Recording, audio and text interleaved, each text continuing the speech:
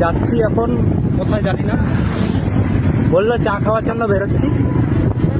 মোটামুটি 2 কিলোমিটার এসে পড়ছি। আমার চোপা এখনো জানি না কত দূর যাবো। আমার চোপা ছেলেটা আমাকে ডাকলো যে চা খেতে যাবো, চল।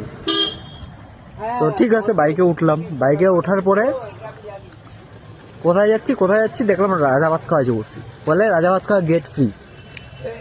ঠিক আছে, রাজা ভাত খাওয়ার গেট ফ্রি। এবার ঢুকতে গেছি, বাইক নিয়ে ঢুকতে দেয় না।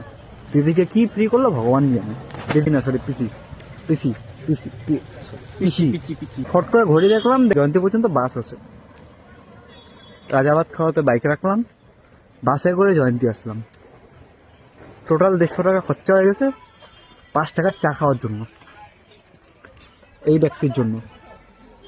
আলটিমেটলি ঘুরে বাড়ি চলে আসলাম, কিন্তু চা খাওয়া এখনো পর্যন্ত হলো না। এটা কিনে আনলাম কম পয়সায়, 700 টাকার মাল 400 টাকায়। চা এখনো পর্যন্ত খেতে পারলাম না, যেটার জন্য সকাল 11:30 থেকে 12টার দিকে বেরোয়ছিলাম সেই চা খাওয়ার জন্য। এত ঘুরে টুইরে এত কিছু করে এত খরচা করে এসে পড়লাম, কিন্তু চা খাইতে পারলাম না ভাই। 5 টাকা চা পর্যন্ত খাইতে পারলাম না, এমন দিন পড়ছে। এখন মাকে বলবো, মা চা দাও, চা খাবো।